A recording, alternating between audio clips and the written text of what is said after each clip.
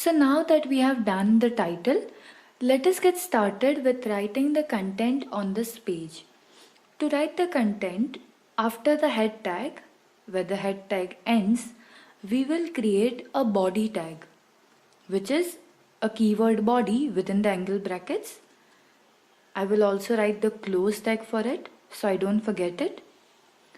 Your entire web page content would be written between these tags, that is between the body tags.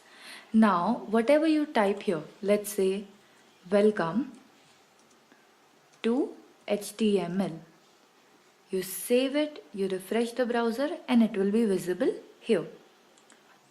Between this body tags, we can put not just text but many things, because this is where we will actually construct our web page. So before we start putting things between this body tags, let us first understand what is element. Element is whatever written between these tags. Whatever you see between these angular start and end bracket is an element. HTML is an element. Head is an element, title is an element. So every tag that you see is called an element. So whenever I refer to any element, like write this within the body element or in this element, or we will create this element, understand that we will have to create tags for it. Now elements are basically nested. As you can see, this is the HTML start, this is the HTML close tag, and between this we have another tag. Like here you can see title, title is between head, head is between HTML. Same way body, body is between HTML. Now we will see elements that come under the body and which are also used as section or components of a web page. So very first element that we are going to see is a paragraph element.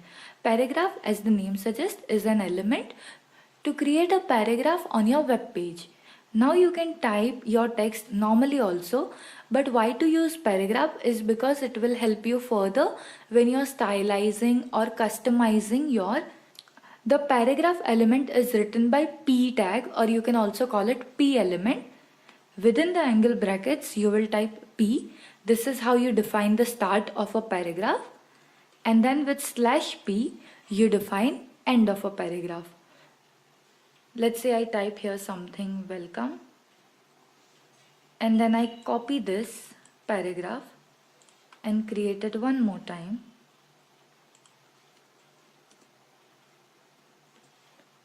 So as you can see here we have two P elements, that means we should get two paragraphs. So let us refresh the page. In the result you can see that after welcome to HTML there is a new line from which welcome is written, and then again a new line we have welcome to HTML written. As you would have noticed, we have given no new line while writing the HTML, still there are lines. This is because of a paragraph tag. Whenever you write anything within the P element, it will always start from a new line. Now the second very basic element that can be used to write or display text is the heading tags or the heading element. For this we have 6 different type of elements, starting from the biggest heading to the smallest heading. So this tag is written with H1 element, let's say heading 1, close the tag, then H2, which will say heading 2,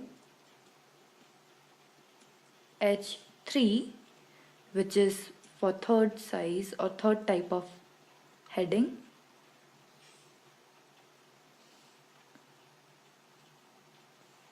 so we have 6 such headings. Let us save it and see on the browser. You will notice this is the heading 1, 2, 3, 4, 5 and 6. Just like the P element, the heading elements also start from a new line, and you can see that their formatting is little different from the other based on the size given. The H1 element is the biggest title or the biggest heading size, H2 is smaller than that, and H6 is the smallest heading. These two are widely used text-based elements These are the elements which helps us to display our text in a different way. One is in paragraph and one in a different kind of headers.